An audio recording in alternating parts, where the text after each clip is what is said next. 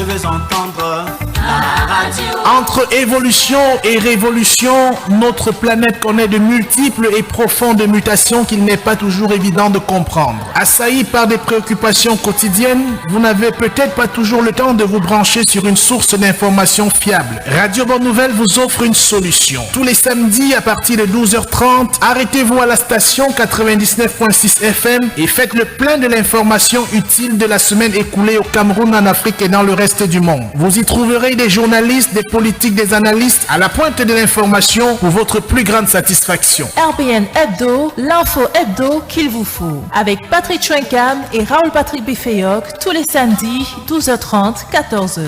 Dans l'église élue, manifestant la parole de leurs jours.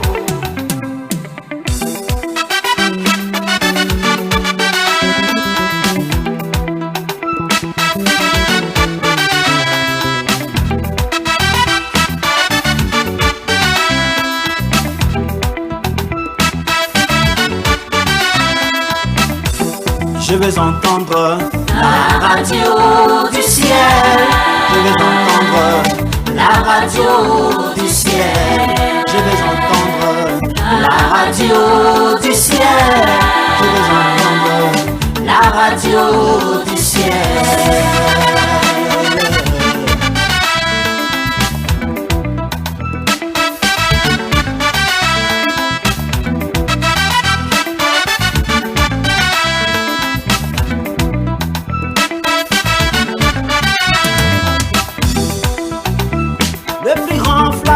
D'information de l'histoire et que Jésus-Christ est vivant, habitant. Samedi 5 mars 2016, il est 12h passées de 32 minutes. Vous écoutez Radio Bonne Nouvelle. Bienvenue à RBN Hebdo, le rendez-vous avec l'actualité nationale et internationale de la semaine. Comme tous les premiers samedis du mois, RBN Hebdo interroge l'Église, sa présence et son influence sur le cours des événements. Émission décalée cet après-midi avec en lame de fond la lancinante interrogation: que peut et que doit faire l'Église face à l'influence sans cesse croissante et préoccupante des ordres ésotériques dans notre nation et dans le reste du monde. Pour débattre de ce sujet, nous avons invité trois personnes qui ont voix au chapitre, qui ont de la matière dans le domaine. Et puis en étant en dehors de cela, nous allons bien sûr aborder quelques questions d'actualité qui préoccupent la scène politique et médiatique de notre nation, du continent et dans le reste du monde. On est ensemble jusqu'à 14h. Salut à tous et bienvenue. Pour en débattre, nous sommes en compagnie du pasteur Emmanuel Edengele, auquel nous disons bonjour et bienvenue. Allez-y, rapprochez-vous du micro. Bonjour et bienvenue. Bonjour à vous également. Je rappelle qu'aujourd'hui, vous êtes pasteur et ce depuis plusieurs années, mais vous avez appartenu à la Rose-Croix, l'une des branches dont vous avez gravi tous les échelons et vous avez d'ailleurs été président de cette branche dans notre nation. Donc vous êtes assis outillé pour parler de cet ordre et ce qui vous y a attiré, ce que vous y avez découvert, et qu'il est possible d'en sortir. Tout à fait, mais je dois d'abord vous dire qu'au Cameroun, on connaît beaucoup plus Amorc comme Rose-Croix, mais dans ma vie, dans ce milieu-là, j'ai connu trois branches, effectivement, comme tu viens de le dire, trois branches. Il y a donc Amorc, et il y a la Rose-Croix d'Or, et il y a la Rose-Croix Maxendel. Maxendel, bon, j'ai donc appartenu à la Rose-Croix Maxendel. Tout à fait. Enfin, rassurez-vous, chers auditeurs, soyez pas effrayés, c'est pas une émission sur les ordres ésotériques. En face de vous, ou à côté de vous, nous sommes en compagnie du docteur Bruno Kempe, qui lui n'a pas appartenu à ces ordres, mais qui organise la prière nationale au Cameroun et qui, en matière sur la question peut-on en sortir, il en sait quelque chose. Bonjour et bienvenue, docteur Bruno Kempe. Merci et je suis heureux d'être là. Je salue les auditeurs, je salue aussi le pasteur Edengele. Je rends grâce à Dieu pour cette cette opportunité. Évidemment, on peut en sortir. C'est vrai que, fort heureusement, je n'ai pas appartenu, mais j'ai quand même, vous savez, on n'est pas seul au monde. Donc, on appartient toujours à des familles et donc, on est lié à quelqu'un qui appartient plus ou moins. Donc, j'appartiens à une famille qui est très connue au Cameroun, d'ailleurs. Et donc, manifestement, des membres de ma famille ont appartenu de près ou de loin à ces cercles-là. Et donc, aujourd'hui, avec l'appel de Dieu dans ma vie, et l'appel de Dieu pour prier pour la nation, pour sa délivrance, on dira comme ça, pour son salut. Je crois que on peut dire avec certitude, avec la grâce du Seigneur, on peut en sortir, parce qu'il n'y a rien qui soit impossible à Dieu. Tout à fait. Alors, l'un des motifs de l'émission de cet après-midi, de ce thème, les ordres ésotériques, c'est en lien avec la réunion qui a été organisée en début de mois dernier par la franc-maçonnerie. Nous avions pratiquement 500 francs-maçons qui tenaient une réunion africaine sur notre sol et dans notre ville. Et on a vu l'Église en émoi, en mouvement, un peu à la limite de la peur, de la paranoïa. C'était le branle-bas, les gens semblaient complètement paniqués. Est-ce que vous avez compris ce vent de panique, Pasteur Diengele? Qu'est-ce qui aurait pu justifier cela? C'est comme si on découvrait que la franc-maçonnerie existe dans notre pays. Ça me fait rire aussi parce que, en fait, les enfants de Dieu aujourd'hui ont la cause de la peur. Parce qu'ils n'ont pas eu un bon fondement, ils n'ont pas été édifiés sur la chose, sur ces ordres ésotériques, pour comprendre que c'est eux qui ont de la valeur, c'est eux qui ont de la puissance. Pour tirer ces gens-là sur le faux de ces ordres-là et les amener à la lumière. Mais l'ignorance fait en sorte que c'est l'inverse qui se produit. Les enfants de Dieu ont plutôt peur, ce qui est même une honte, et au lieu d'avoir cette foi que le Seigneur nous a enseignée pour pouvoir... Mais parce que justement, certaines choses se font très mal. Est-ce que ce n'est pas l'ignorance du mystère de ces ordres? Oui, on leur prête plus de puissance qu'ils n'en ont. Oui, tout à fait.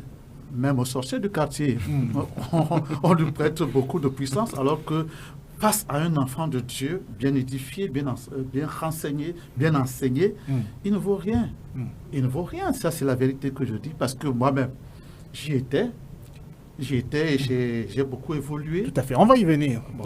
Alors, Dr Bruno Kempe, les avis de prière urgents sur certaines chaînes de télévision, par les radios, c'est comme s'il y avait péril dans la demeure parce que quelques francs-maçons tenaient les réunions. Est-ce que vous avez été saisi de la même panique? Vous savez, vous me voyez tout calme. Et vous me savez très calme, donc vous savez que ça, moi j'appelle ça de la prestigitation, j'appelle ça de l'agitation. Et naturellement, comme le dit le pasteur, naturellement ça dévoile l'ignorance, l'incertitude et donc la qualité de la chrétienté de ces personnes. Donc on peut dire qu'on n'a pas besoin de ça. Ils sont libres de se réunir, ils sont libres de se rassembler, ils sont libres de faire des plans. Comme le diable en est libre, on ne peut pas empêcher au diable de faire des plans. Des plans de guerre, plans contre la nation, plans de ceci, plans pour contrecarrer, plans pour infiltrer le gouvernement et autres. Ils sont libres. Maintenant, est-ce que les enfants de Dieu savent qu'ils sont aussi libres, eux, de stopper net les assauts et les actions du diable? C'est ce qui est malheureusement le problème. C'est-à-dire que, comme on le dit si bien, l'ignorance est le problème. Le Seigneur dit « Mon peuple périt ». Faute de connaissance. Mais il va plus loin. Parce que tu as rejeté la connaissance, moi aussi, je te rejette. Et je te dépouille de ton sacerdoce. Voilà, c'est aussi grave que ça. C'est-à-dire qu'on a des gens qui ont la charge de la nation, l'autorité sur la nation, l'autorité sur les cercles pernicieux, les plus pernicieux possibles. Mais la grâce et la puissance de Dieu dépassent tout cela. Malheureusement, quand on ignore ce qu'on a, évidemment, on n'est pas différent de celui qui n'a rien. Oui, mais comment vous avez vécu la réunion des francs-maçons? Elle se tenait même pas loin de votre lieu de culte. Mais oui, vous savez, je suis très indifférent. Ça me dit même rien du tout. Au contraire, parce que je sais que juste une prière que j'élève là où je suis, arrête et encore qu'ils ne peuvent rien faire. Parce que c'est une zone qui est déjà quadrillée, la nation et autres. Donc on laisse le diable gesticuler. On va pas. Vous savez, quand vous coupez la queue, quand vous coupez la tête du serpent, Évidemment, il agite sa queue sérieusement et vous avez le sentiment que ce serpent est encore plus vivant que jamais. Et maintenant, vous pouvez, si vous ne savez pas que le serpent n'a plus sa tête, vous pouvez continuer quand même à avoir peur de ces... Pas que je n'essaie pas de réduire à néant la puissance ou les effets de ces gens-là. Mais je suis pas dans cette logique d'aller dans ce domaine. Je suis conscient de la puissance de Dieu. Et donc, moins conscient de l'action. Quand on est conscient de la puissance de Dieu, on réduit à rien la puissance de l'ennemi. Fut-elle puissance quand même. Quand vous voyez ce que dit Actes chapitre 6, je pense au verset 25. On parle de Paul, j'allais dire de Moïse. Moïse a été instruit dans toute la puissance égyptienne. Et la Bible dit qu'il était puissant en parole et en œuvre. Ça, c'est Moïse. Il a connu tout cela. Mais seulement, ça, c'est le Moïse d'avant la rencontre avec Dieu. Oui. Donc, maintenant, après la rencontre avec Dieu, Moïse était... On n'a plus besoin de souligner la puissance et l'action de Moïse. Elle est évidente. Une façon de dire, oui, il y a une certaine puissance. Mais il y a une puissance qui est au-delà de toute autre puissance. Donc, conséquence, quand je suis moi, en phase avec mon Dieu, conscient des Écritures, de leur profondeur, de leur puissance, de leur qualité, de leur capacité de nuisance, je n'ai pas besoin de gesticuler parce que l'ennemi gesticule en face de moi. J'ai tout simplement à mettre en évidence ce que j'ai déjà et ce que je sais et que j'ai fait depuis longtemps. Parce que moi, j'appelle cela un problème d'anticipation. Parce que les gens fonctionnent aujourd'hui comme si c'est aujourd'hui qu'ils sont conscients de l'existence de ces loges, de ces phénomènes. Ça existe depuis... c'est pas moi, de longues... mais quand il y a un rassemblement de cette envergure-là, on n'a pas besoin aujourd'hui de gesticuler comme si c'est nouveau. On devrait avoir, et c'est la même chose aujourd'hui, vous voyez, c'est à l'approche, par exemple, des élections présidentielles, vous allez voir la gesticulation de l'Église. Quand vous voyez, c'est là où vous voyez la gesticulation, je me demande, l'Église est censée voir longtemps avant. Donc, dans la navigation à vue. Mais évidemment, c'est la navigation à vue. Alors, Pasteur Edengele, cette réunion également ne s'est pas tenue très loin de chez vous. Est-ce que vous avez amené les fidèles à des séances de prière particulières, contrecarrer l'action de l'ennemi, circonscrit les œuvres des maçons qui étaient réunis? Comme venait de le dire le pasteur tantôt, j'ai complètement ignoré ça. Complètement. Je n'ai même pas... J'ai complètement ignoré cela parce que plus on essaie de penser à ces choses, plus nous les attirons sans le savoir. Vous voyez? Alors, je les ai ignorés. Pour moi, ça n'existait même pas. Parce que ce qui me préoccupe est plus important que ce qui se passe là-bas. Et encore que ce sont des choses, comment je peux dire, qui viennent des petits esprits. Moi, aujourd'hui, je connais le grand esprit de l'univers, Dieu créateur du ciel et de la terre. Donc, quand on a Dieu, quand on a Jésus-Christ, le grand nom que nous avons, on ne peut pas craindre, on doit même les ignorer. Et je dois d'abord vous dire que ça va peut-être surprendre beaucoup, mais ces gens-là ont envie des pasteurs, ont envie, parce que quand on dépasse un certain seuil, quand on commence à vivre les réalités dans ce monde, disons, dans ce monde ésotérique là, non, disons spirituel, parce que quand on arrive à ce moment-là, on dépasse ce seuil-là, les choses deviennent très difficiles. Très difficiles. Mais c'est justement qu'on acquiert un certain pouvoir, comme dit le pasteur. Vous voyez, quand ils sont dans ce milieu-là, ils ont besoin du renfort. Ils ont donc besoin des pasteurs qui soient capables de les sauver, d'élever des prières de salut pour qu'ils puissent sortir de là. Écoutez, je vais vous raconter une petite histoire. Ça s'est passé dans les années 74. Il y avait eu un match de football. Et ce dimanche-là, le Léopard de Derdo jouait avec le Caïman Aqua Club. Et le président du Caïman, à cette époque, était le pasteur, le feu pasteur... comment on l'appelle encore là?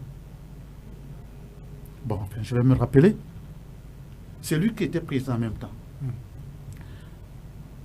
Pendant le match, le Caïman a suivi une défaite de 4 buts à 1. On a demandé au pasteur Ngole, effectivement, c'est de lui qu'il s'agissait. Nous te connaissons comme le plus grand mystique camerounais. Mais comment se fait-il que le léopard, un petit léopard là, parvient à nous donner jusqu'à 4 buts à 1? Il a dit quelque chose qui est très différent pour les enfants de Dieu. Il a dit, je ne sais pas d'où vient le pouvoir de cet homme. Cet homme, c'était qui? C'était le pasteur Mbasiko André. Vous voyez comment le Seigneur, face à cette adversité-là, peut faire d'un homme de Dieu, d'un serviteur de Dieu. Mais aujourd'hui, quand il s'agit même des esprits de python, des esprits de bois qui sillonnent, on appelle même certains pasteurs de pays, ils sont incapables parce qu'ils n'ont pas l'esprit de Dieu. Parce que celui qui a l'esprit de Dieu, il sent l'autorité en lui, il sent le Seigneur en lui, et il sait qu'il peut affronter quoi que ce soit, parce que celui qui est avec lui est plus puissant que tout le reste. Oui, mais quand on a 500 francs-maçons qui se réunissent, on sait que ça va provoquer nécessairement des dégâts, que ce soit sur le plan économique, sur le plan social, sur le plan politique. Est-ce qu'il est convenable de rester les bras croisés? Non, enfin, j'allais répondre, non, on ne peut pas. Si les bras croisés, c'est qu'en Seigneur, on doit prier. Oui, parce que là, vous avez dit que ça vous a laissé complètement indifférent la réunion de ces maçons. Oui, en tout cas, parce que quand les gens entendent cela... Les appels que les pasteurs ont lancés, appelant le corps de Christ, l'Église, les différents pasteurs à prier... Je prie spécifiquement contre cet événement. Je ne prie pas comme veulent penser les gens. Je prie d'une certaine manière. Je sais que ces gens-là ont besoin de salut. Donc je prie pour eux. Pour leur salut. Pour le salut, évidemment. D'accord. Et j'allais dire quelque chose tout à l'heure, mais j'ai oublié. Vous ne pouvez pas imaginer combien de ces gens-là viennent me voir en catimini pour que je prie pour eux. Parce qu'ils ont même des maisons minées par ces esprits-là. Ils ont tellement besoin d'aide. D'accord. Ils ont tellement besoin d'aide. Docteur Bruno Kempe, quand même, rester les bras croisés devant un rassemblement d'une telle envergure avec les conséquences que l'on peut imaginer, est-ce que ça n'est pas imprudent et à la limite irresponsable? Non, je ne le dirais pas. On n'a pas resté les bras croisés. Vous savez, il y a plusieurs... Vous avez dit que ça vous laissait complètement indifférent. Indifférent à leur rencontre, mais pas leurs actions. Parce qu'il y a ceci que j'appelle les stratégies. Elles sont plurielles. Ils ont une stratégie. Quand ils se rassemblent, c'est pour quelque chose. Je l'ai dit tout à l'heure qu'il y a des plans. Ils sont libres de planifier, mais ils ne sont pas libres d'accomplir leur plan ou de réaliser leurs rêves. Quand ils se réunissent pour quelque chose. Il y a quelque chose qui les pousse à se rencontrer. Ils se rencontrent très souvent. Maintenant, quand on voit un tel rassemblement, c'est dit qu'il y a aussi une peur. Il faut aussi indiquer ça. Parce qu'on ne se rassemble pas parce que tout va bien. On se rassemble parce que très souvent, tout va mal. Il y a donc lieu de rassembler les généraux pour leur dire quelque chose ne va pas. Nous sommes en train de perdre du terrain. Il y a une avancée de quelque chose qui naturellement nous échappe. Et donc, il faut rassembler les troupes pour un tout petit peu retrousser les manches et donc ramener tout le monde sur la table. Donc, moi, je suis dans cette logique de la défaite dans le camp adverse. L'ennemi se rend compte qu'il perd du terrain parce qu'il faut quand même le reconnaître. Vous l'avez souligné au départ. Ça fait le 14 mai, nous aurons la 9e édition de la Journée nationale de prière. Donc, on prie sur toute l'étendue du territoire. Donc, partout, on continue à croire et chaque jour, nous réduisons un peu plus à néant les actions de l'ennemi. C'est-à-dire que nous gagnons, nous ne sommes pas dans une compétition. Nous sommes dans une logique dynamique et je dirais stratégique pour progressivement influencer la nation par les Écritures, par l'Esprit de Dieu. Donc, maintenant, quand je vois ce qui se passe, je dis, je veux même vous surprendre, hein. Je n'étais même pas au courant qu'ils se rassemblaient à côté de moi. Ça, c'est vrai. Pourquoi? Parce que ça ne m'intéresse pas. Je sais qu'il y a un quartier général autour, parce que de temps en temps, je connais un peu la personne. Mais vraiment, quand est-ce qu'ils se retrouvent? Ils se retrouvent presque partout. Est-ce que vous savez qu'il y a des pandas, ils ont un cœur. Ils sont acribis de façon régulière et haute. Donc, si on court après ça, on va plutôt, évidemment, se faire berner par l'ennemi. Non, on n'a pas besoin de suivre leur mouvement, leurs gestes, comment ils se rassemblent, où ils se rassemblent. Moi, je dis, manifestement, ils sont en train de perdre du terrain. Et ça, je peux vous l'avouer, parce que le nombre de personnes, pas seulement qui ont besoin de prière, mais qui changent de camp, sont nombreuses. Ces personnes, elles sont nombreuses, elles changent de camp. J'en connais des autorités, des personnalités, on n'a pas besoin de les citer. Mais ce sont des réalités, des gens qui ont compris que, quelqu'un m'a dit, une autre personnalité, lorsque je fais le tour de la nation en 2010, j'en ai rencontré une, vraiment d'une stature. et qui me dit, pasteur, est-ce que vous savez que ces gens sont des mercantilistes? Parce que, à la fin, je me suis rendu compte qu'à l'approche de sa dénomination, nous gesticulons tous et nous allons chercher des marabouts. Oui. Comment pouvez-vous appartenir à une loge qui est censée être puissante? Maintenant, pour postuler à un poste ou pour être maintenu, vous allez quand même voir un praticien. Il y a quand même paradoxe. Il y a quand même, naturellement, à se dire qu'il n'y a pas tant de puissance là-bas qu'ils prétendent. C'est donc quelquefois par ignorance aussi. Donc, quand je vois ce qui se passe en face, je ne sais pas comme je suis, et comment j'appellerais désintéressé ou alors irresponsable. On mène une action depuis, même avant la journée de prière, nous prions pour la nation. C'est naturel. Nous sommes Camerounais et c'est normal que l'Église, quiconque se réclame de cette nation et qui est un véritable enfant de Dieu, va chaque jour élever la prière pour la nation, élever la prière pour ceux qui nous dirigent, pour que, comme le dit la Bible, qu'ils puissent mener une vie paisible, que nous menions une vie paisible pour qu'ils prennent de bonnes décisions. Donc, c'est naturel que nous prions pour eux. Maintenant aussi, ces actions que nous menons en allant détruire un certain nombre de choses par la prière que nous faisons ici et là, que l'Église, pas seulement nous, mais l'Église en général, il y a quand même des hommes de Dieu assez avertis, qui sont bien assis sur les Écritures et qui mènent des actions sur toute l'étendue du territoire, par la prière, dans la source. On pense que c'est en ville. Je vous assure, par la grâce de Dieu, avec la journée de prière m'a permis de découvrir des choses. Dans des endroits, si vous allez à Kailé, vous allez penser qu'il n'y a personne qui prie là-bas. Mais ces gens aiment Dieu et prient. Sinon, je vous dis, on serait déjà envahi par ces phénomènes de... On aurait explosé notre nation depuis.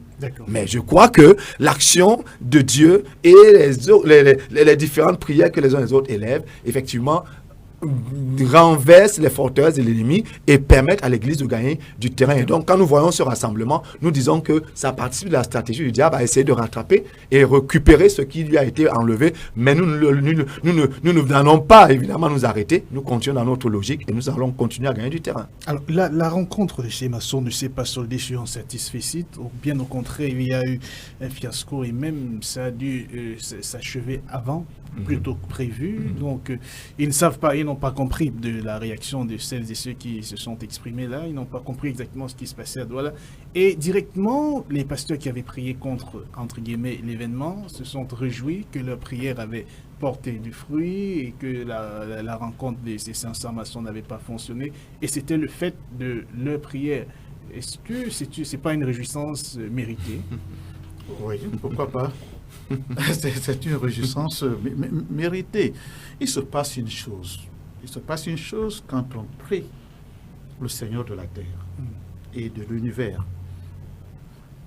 David dit dans le psaume 32, verset 10, que celui qui se confie à l'Éternel est environné de sa grâce.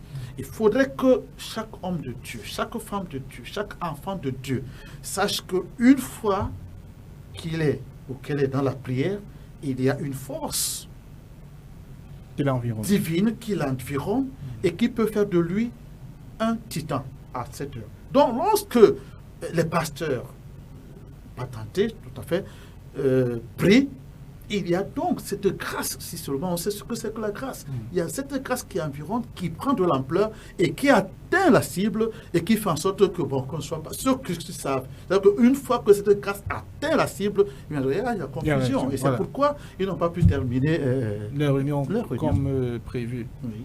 Oh, mais là, est-ce que vous ne regrettez pas n'avoir pas joint le mouvement, de vous n'être pas joint à ceux qui ont obtenu ce résultat? Peut-être qu'on se serait... Moi, à la suite du pasteur, je dis que, vous savez, personne ne peut, comment j'appellerais, prendre à son compte les victoires spirituelles. Parce que ce que nous faisons aujourd'hui, nous l'avons fait à la suite de ceux qui nous ont précédés. Tout à fait. Et ce qui se passera demain, ceux qui viendront demain le feront à notre suite. Il faut donc savoir reconnaître les mérites de ceux qui nous ont précédés avant et reconnaître que c'est la somme de cet investissement qui produit les résultats. Donc, on ne peut pas se dire, parce que c'est moi seul qui ai fait telle chose. Alors, ça donne un certain orgueil qui n'est pas normal, qui est malsain. Il faut donc reconnaître que, oui, ils se sont retrouvés, ont prié. Dieu est un Dieu de miséricorde et un Dieu de puissance. Quand on l'appelle, il agit. Mais il ne faut pas mettre, parce que comme je l'ai dit précédemment, ce rassemblement n'est pas arrivé comme le fait d'un rassemblement où tout va bien, où on vient. Mais je crois que c'est un rassemblement qui indique la panique, qui est dans le camp de l'ennemi. C'est comme ça que je parle. Donc, ça fait qu'il y a déjà eu des coups qu'ils ont pris. Ils ont voulu peut-être se retrouver pour mieux planifier, mais ça n'a pas non plus marché. Non pas seulement parce que les pasteurs se sont mis à prier à cet instant-là, mais parce que les gens prient déjà depuis. Donc, conséquence, c'est la somme de tout cela qui fait que l'ennemi se sent un peu plus mal dans cette nation et se sentira encore plus mal. Maintenant, il faut donc se dire, au lieu de se réjouir sur le coup, pour une victoire, je dirais, ponctuelle, on pourrait donc planifier mieux pour se rendre compte que nous avons une puissance si grande et investie sur la durée. Vous savez, on peut donc comme ça là se mettre en musique et en mouvement pour dire, nous voulons éradiquer de notre système, de notre gouvernement, de notre nation, tous ceux qui ne sont pas de Dieu. Vous voyez un peu, qu'est-ce que j'entends par là? Ces gens qui servent des sectes, ça existe dans notre nation. Comme par exemple, j'aime bien citer cette nation, le Ghana. Le Ghana était infesté de ces gens-là. Aujourd'hui, je vous assure, vous les trouvez à peine. Ce n'est plus une gloire de dire j'appartiens à la franc-maçonnerie ou je suis de ci. Aujourd'hui, c'est une gloire de dire je suis enfant de Dieu. Donc, ça peut arriver. Donc, si nous pouvons donc effrayer des gens, et ça fait et écouter leurs rencontres. C'est pour indiquer la puissance que nous avons. Au lieu donc d'avoir des rencontres ponctuelles, on peut donc investir dans la durée et se dire, mettons-nous donc dans une logique de prière pour notre nation, pour ceux qui nous dirigent et autres, pour qu'ils commencent à comprendre que ces gens-là sont comme des mercantilistes. Et c'est notre argent qui va, et ainsi de suite, en venant donc servir le Seigneur. C'est ça que j'appelle donc une évangélisation ciblée, stratégique, qui permet donc qu'on commence à les gagner à Christ et que nous changions dans nos façons de faire. Parce que c'est aussi ça, c'est un élément que moi j'aimerais mettre en avant. Pour gagner l'autre, il faut lui montrer qu'il a mieux à faire avec toi qu'avec ce qui était. Oui, donc il faut démontrer ça et il faut donc une manifestation de cette puissance-là. D'accord. Alors, ces cercles ésotériques ont pris de l'ampleur et continuent de prendre de l'ampleur et elles exercent un effet d'attractivité sur la jeunesse et sur plusieurs autres personnes indéniables. Alors, la question, Pasteur Emmanuel Ediengele, à vous, à titre personnel, nous rentrons là dans votre histoire avec la Rose-Croix. Qu'est-ce qui vous a attiré dans cet endroit? Au départ, c'était la philosophie, la connaissance? Pas forcément la connaissance, mais la puissance. La puissance. Oui. Donc, ils vous ont miroité, enfin, comme ils le miroitent. Oui, ce sont des choses, on les miroite dans leurs écrits. Oui. Hein? Avec nous, vous serez puissants, avec nous, vous arriverez à ceci, à ça. Bon. Mais en réalité... Et on ne vous présente jamais les inconvénients? Jamais. Jamais. Il n'y a que des avantages. Au contraire, on vous présente certaines philosophies. Il y a des monographies, bon, dans Amour par exemple, il y a des philosophies ailleurs qui sont très attrayantes. C'est bien que si vous lisez tout simplement le livre, vous êtes attiré, vous avez l'impression que après ça, vous allez saisir, vous allez obtenir l'absolu. C'est ça qu'on essaye de miroiter. Bon, c'est le pouvoir qui attire tout le monde vers ces ordres ésotériques. C'est pas autre chose. Hein. Vous, à titre personnel, qu'est-ce qui vous attire? Le pouvoir? Le pouvoir. Et quand vous avez atteint un certain stade, c'est là où certaines contraintes, vous avez découvert la dimension mystique. Oui. Au départ, il n'y a rien de mystique. Non, quand on est dans ces philosophies-là, il n'y a que la science. Hein. Oui, la science qu'on enseigne partout. Mais après, c'est après qu'on va découvrir. Par exemple, quand j'apprenais l'astrologie, c'était d'abord l'astronomie. Et ça m'a beaucoup plu. Oui. Mais après, quand j'ai su que l'astrologie, qui, pour l'expliquer un peu plus clairement, c'est le langage des astres. Là, c'est vrai que j'étais encore dedans, mais je n'étais plus confiant, je n'étais plus à moi-même. Il y avait quelque chose qui m'échappait. Bon, je dois donc dire qu'à un certain moment, la Rose-Croix, Max a commencé à m'échapper, ou alors c'est moi qui m'échappais, je ne sais plus. Mais tout cela est arrivé parce qu'il y avait un groupe de femmes qui priaient pour moi à mon insu. D'accord.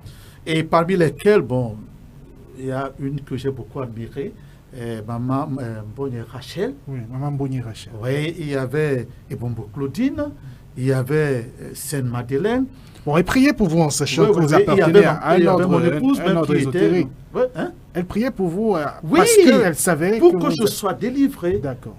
Oui, de l'emprise de cette secte. Oui, c'était arrivé.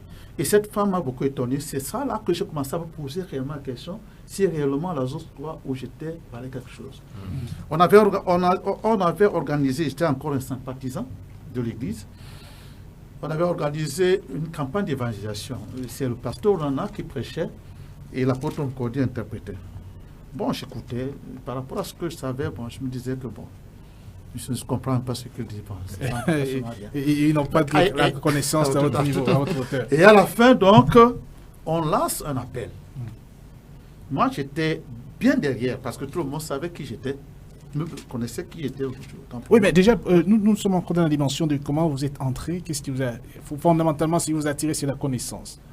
L'envie de pouvoir et de connaissance. Oui, la connaissance est venue après. Mais c'était d'abord le pouvoir. C'était d'abord le pouvoir. Oui. Est-ce que vous l'avez obtenu, ce pouvoir? Bien sûr. Vous faisiez les... C'était quoi le pouvoir que vous avez obtenu? Les projections, la capacité de faire de projection astrale? Oui, il y avait la projection astrale, c'est le doublement de la personne. Le doublement, oui. Il y avait la clairvoyance. C'est-à-dire, clairvoyance, vous voyez quoi? Si. Clairement? Non, c'est pas ça. C'est vous voyez les choses qui se passent dans l'invisible. Oui, d'accord. Il y avait la clairaudience également. Donc vous entendez ce qui se passe dans l'invisible. Quand le maître est là, je le vois. Oui. Mais les autres ne le voient pas. Ne voient pas. Quand le maître parle, vous l'entendez. Je l'entends pas. Les autres ne l'entendent pas. Oui. Et avant que je ne devienne enfant de Dieu, puisque je fréquentais déjà l'église, il s'est passé une chose. Et ce qui s'est passé, c'est que une sœur, la sœur Bonne Rachel, a amené à l'église un monsieur qui avait des problèmes psychiques. Mais en réalité, il était possédé. Et moi, j'étais là au fond de la salle. Et ce monsieur, il a fait plus de 20 tours avant que le culte ne commence. Non, ne s'achève. Donc ça va attirer l'attention de tout le monde, mais qu'est-ce qui se passait?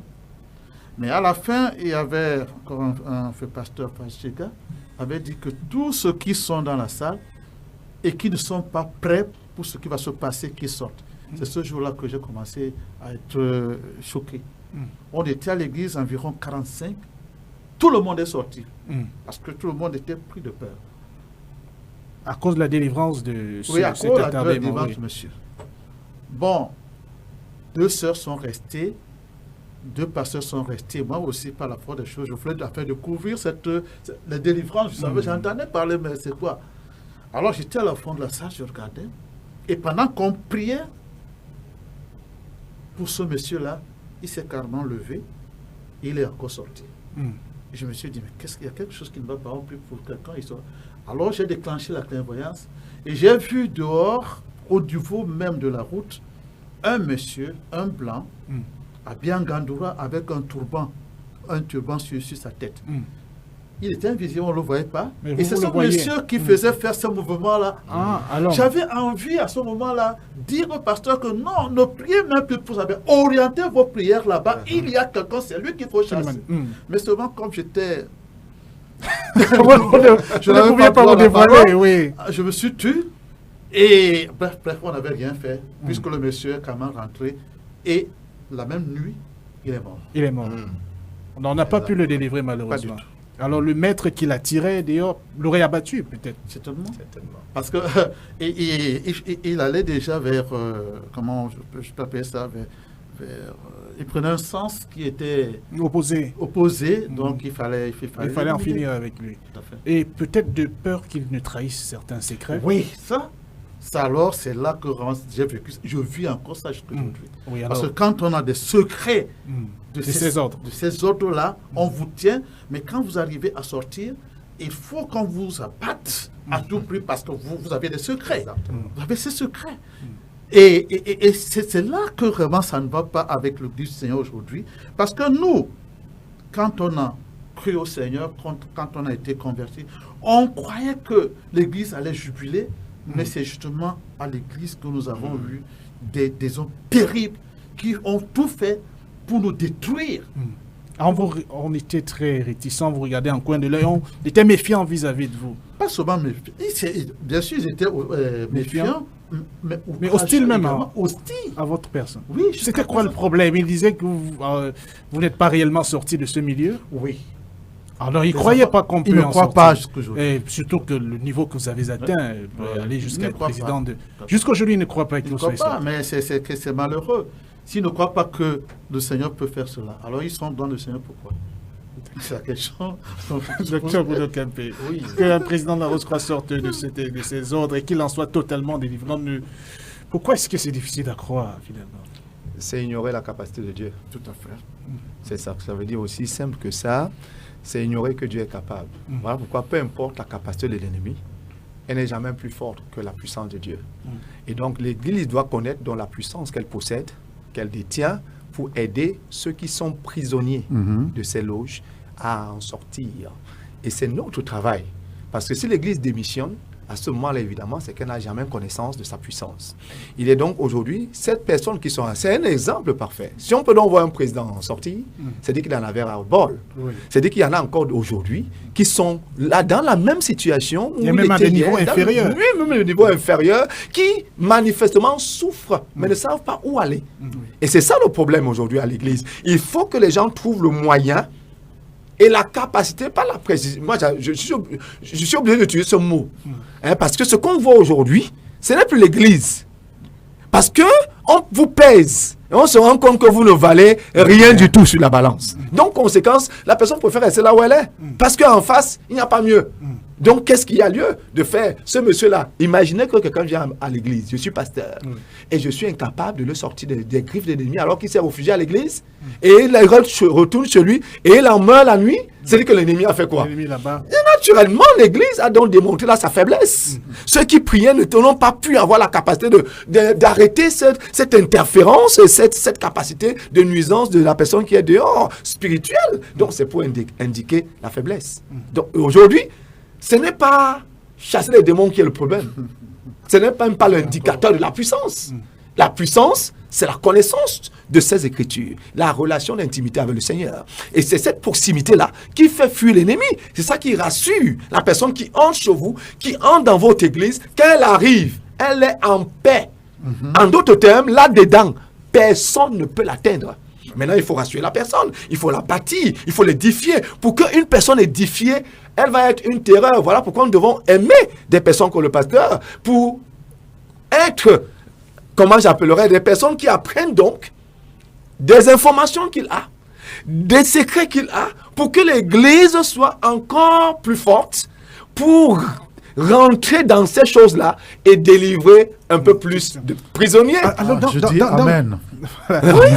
Encore une question. Dans le témoignage du pasteur Idengele, il dit qu'il était dans la salle et il a déclenché la clairvoyance. Ça veut dire que la salle n'était pas saturée de la présence de Dieu. C'est ce que j'essaie de dire. Qu'un mystique dans la salle puisse déclencher Exactement. la clairvoyance et voir l'interaction qui se produit entre... C'est parfaitement ça. Et là, tout à l'heure, on dit quelque chose d'intéressant. Quand on est quelque part enfant de Dieu, il y a une puissance qui émane de vous.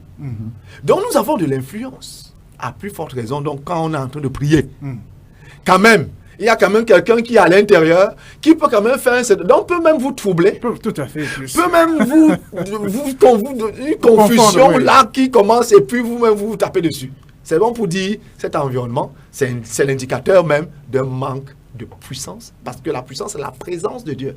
Ce n'est pas autre chose. Ce n'est pas parce que vous faites beaucoup de bruit, ce n'est pas parce que vous criez beaucoup, parce que vous chantez beaucoup. C'est une question de présence. Est-ce que Dieu est présent là où nous sommes?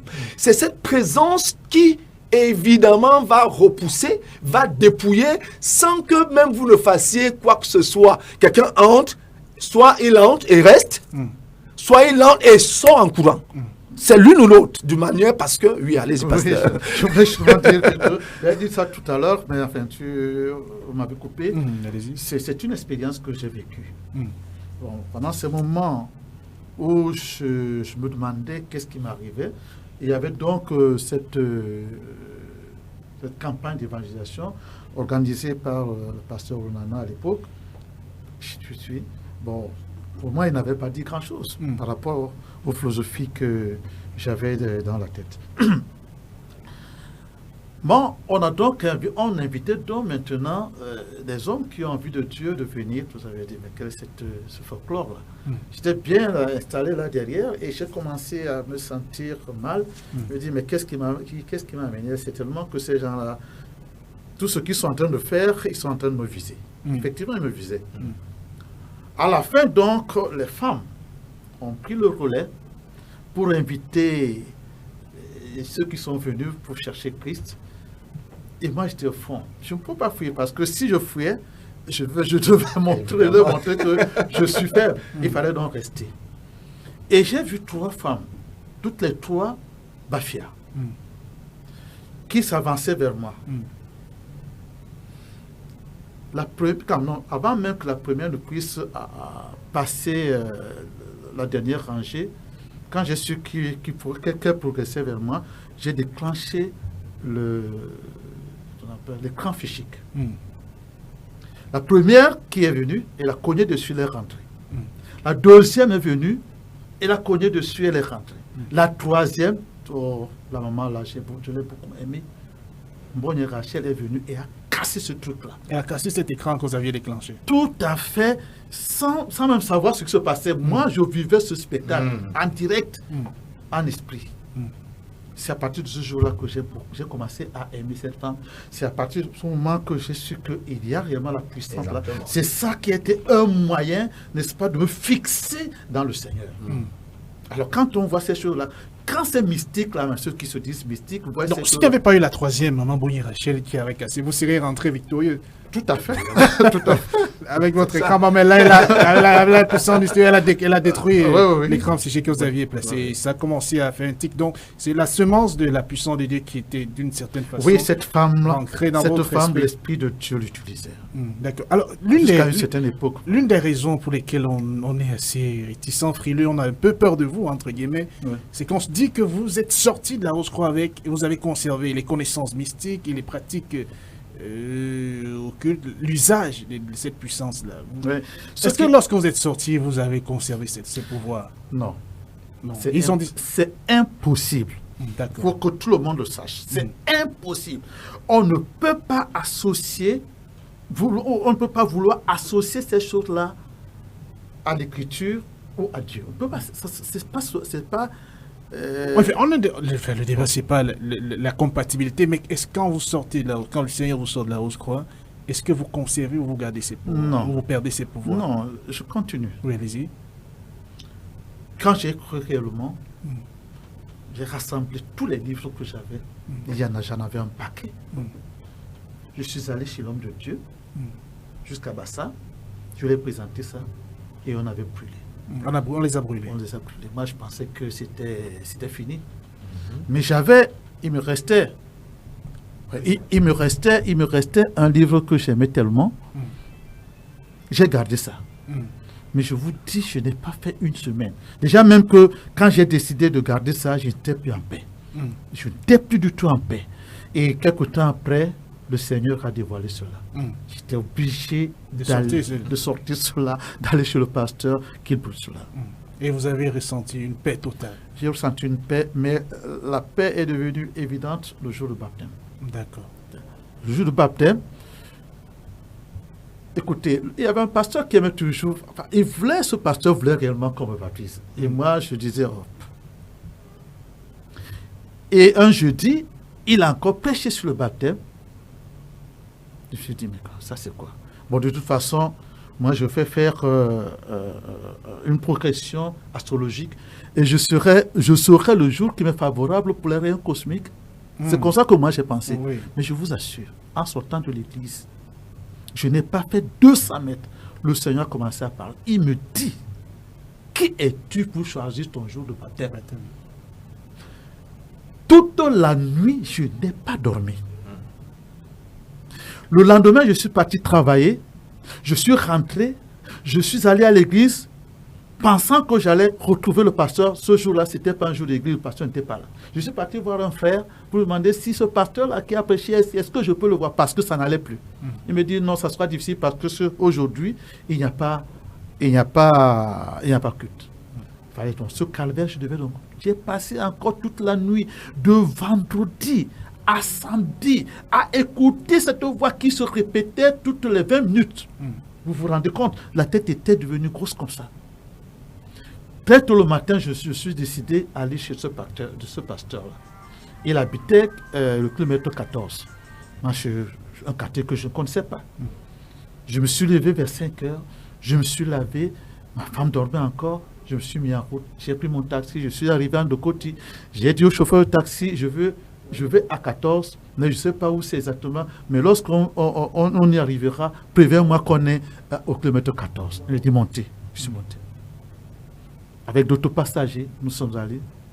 Au kilomètre 10, on y est.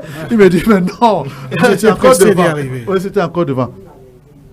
Et c'est ainsi que on va donc arriver au kilomètre 10, au kilomètre 14, sans même qu'il me signale. Je lui dis seulement, arrêtez-vous. Parce que je me suis dit que lui, peut-être il ignorait le kilomètre 14. Bon, alors, je me suis dit, je descends, il est 6 heures, quelques minutes. Et je regarde à droite, je regarde à gauche. J'étais le seul à cet endroit-là. Je dis, comment je vais faire? Il me faut voir ce pasteur. Et immédiatement, je vois en face, de l'autre côté de la route, une femme qui est en train de plonger, de plonger sa lessive. Je me décide d'aller vers elle. Je me dis, comme je ne connaissais même pas le nom du pasteur, et je vais doucement lui dire, bon, madame, est-ce que vous ne connaissez pas un pasteur qui habite les environs, un pasteur d'Alléluia? Parce que un pasteur d'Alléluia. Nous avons un grand Dieu. Alors je traverse la route, je progresse vers cette dame, je la salue, elle se retourne, et, ouais, frère! Elle vous a reconnu. Elle m'a reconnu. Moi, je la regarde, je la reconnais. Je ne sais pas. Ouais, frère, qu'est-ce qui vous amène? J'étais ébahi. Tu veux voir le frère? Il dit comme ça, oh oui. Au moins, j'aurais quelqu'un avec qui causer. J'entre dans la maison. Je regarde des photos. Celui que je cherche depuis Dedo, il est là. C'est lui. Donc, c'était l'épouse du pasteur, alors. Oui, je suis entré directement chez lui. Bon, quelques salutations. Il m'a posé une seule question. Qu'est-ce qui vous amène? Je lui dis, est-ce qu'il est encore possible de me baptiser? Il me dit oui. Quand il a dit oui, tout ce que je vivais, ce calvaire que je vivais, s'est estompé. J'ai commencé donc à préparer ma prière. Sans que personne ne me dise, j'ai commencé à jeûner dès cet instant jusqu'au jour du baptême, c'est-à-dire le lendemain. Et le lendemain-là, j'avais un problème. C'est que je suis un bon Dedo, on me connaît bien à Dedo. Me voir dans un cortège, parce que je m'en vais au baptême, tout le monde va commencer on va commencer à dire n'importe quoi sur mon compte. Alors, il fallait peut-être qu'on peut me prendre en voiture, on m'emmenait là-bas, mais non. Parce qu'il y avait des femmes dynamiques, des femmes croyantes surtout, et des hommes qui croyaient. Quand je me suis mis en rang malgré moi, ce que j'ai vécu, c'était tout simplement formidable. C'est tout le monde qui s'est mis en rang. Et j'ai été escorté. Nous avons été, on était peut-être 3. On était escortés jusqu'aux autres baptêmes. Jusqu'aux autres baptêmes, c'était formidable, tout simplement. Alors la question, non, c'est pas fini. Alors, arrivé aux autres baptêmes, il fallait confesser, il fallait faire tout ce qu'on nous apprend. J'étais la 3e personne à recevoir le baptême. Alors, je commence à confesser. Seigneur, j'ai commis les adultères. Seigneur, j'ai commis des vols intelligents. Mais je tends l'oreille. J'essaie de sentir quelque chose en moi. Il n'y avait rien. C'était le calme plat. Alors, je me suis rendu compte que je ne suis pas en train de faire l'aventure, Seigneur. J'ai demandé, Seigneur, qu'est-ce qu'il faut encore? Et j'ai entendu une voix qui venait de très loin, très loin. Seulement rose quoi. Et immédiatement, j'ai ouvert ma bouche, j'ai commencé à parler. À parler. C'est-à-dire que j'avais envie de parler sans m'arrêter. Et quand je suis descendu dans les eaux, on m'a baptisé. J'étais aussi léger qu'une plume d'oiseau. Je pense que j'allais tomber. Et à ce moment même, quand je suis arrivé, il y avait beaucoup plus de femmes que d'hommes. Toutes les femmes étaient en pleurs. En pleurs. Et je me posais la question, qu'est-ce qui les fait pleurer? L'Esprit Saint était au travail. L'Esprit Saint était à l'œuvre. Et c'est ce jour que j'ai perdu et le doublement de la personne, et la clairvoyance, et la clairaudience, tout était complètement annulé. Donc, même le baptême la comprend comme une chose qui n'a pas de valeur. Ça a une valeur. Et plus tard, j'ai compris cela parce que la parole de Dieu nous dit dans Genèse chapitre 1, verset 2, entre autres, que l'Esprit de Dieu se met au-dessus des eaux. Ça, j'ai l'impression qu'on l'ignore.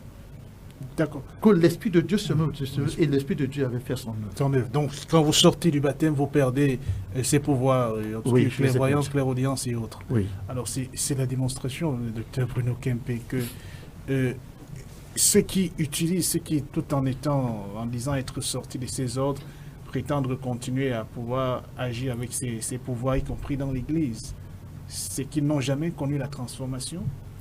Ils n'ont jamais, au-delà de la transformation, ils n'ont jamais connu la nouvelle naissance. Oui. Parce que la nouvelle naissance, c'est le début. On commence par là. Et puis la transformation vient avec la proximité avec les Écritures, dans la prière et autres. C'est donc un cheminement.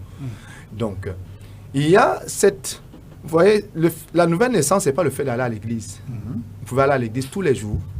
Vous n'êtes pas né de nouveau. Vous pouvez même côtoyer des enfants de Dieu, faire comme tout le monde. C'est un phénomène de masse. Mais c'est une question personnelle.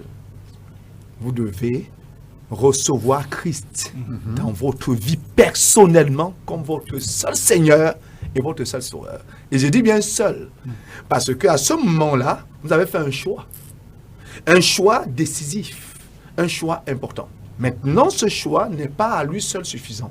Il faut donc, comme vous l'avez si bien dit, à partir de là, passer donc par ce que j'appelle une transformation. Et cette transformation, c'est de la même nature que devenir. C'est de la même nature que transfiguration. Donc, vous passez donc par un certain nombre de choses. Et comme le pasteur certainement ne s'est pas arrêté au niveau où on n'a pas le temps, tout ce par quoi il est passé, parce que vous passez par tout. Et même les moqueries des gens, même les dits, même les rejets et autres participent de l'action divine à vous transformer. Parce que donc quand un pasteur qui dit avoir appartenu à ces ordres, rose-croix, franc-maçonnerie et autres, et qui a été sauvé, et qui dit maintenir ses pouvoirs, parce que lui, le pasteur, il a perdu ses pouvoirs, est-ce qu'il y a... le problème se pose à quel niveau? Le problème se pose au niveau de l'homme lui-même. C'est-à-dire que c'est l'homme qui a un problème. Il est ignorant. Et son ignorance l'amène évidemment à dire des bêtises. Ça c'est une bêtise. Ça, c'est une bêtise. Parce que c'est une bêtise. Nouveau, soit vous êtes en Christ. Oui. La Bible dit, si quelqu'un est en Christ, pas quand. Si quelqu'un est en Christ, il est une nouvelle création. Les choses anciennes sont passées. Voici, toutes choses sont devenues nouvelles. Je suis dans une logique. Donc vous ne pouvez pas me dire que vous êtes en Christ, en même temps, vous êtes dans le monde. Vous appartenez encore à ces choses-là. Ce n'est pas possible. Il y a naturellement un dépouillement. Il y a, du fait de Christ, une séparation radicale d'avec les ténèbres. Parce que la lumière ne peut pas cohabiter avec les ténèbres. Ce n'est pas possible. Soit vous êtes en Christ, soit vous ne l'êtes pas. Maintenant, il essaie, voilà pourquoi je dis qu'il essaie donc de nous dire qu'il n'est pas en Christ, quoique pasteur. C'est ça. C'est ça qu'il essaie de nous dire. Puisqu'il a ses pouvoirs, il n'est donc pas en Christ, parce que celui qui est en Christ a la qualité de Christ, a la nature de Christ, a le pouvoir de Christ. Si vous êtes dans le monde, naturellement, vous pouvez encore, et voilà pourquoi je dis, on ne devrait pas s'en vanter.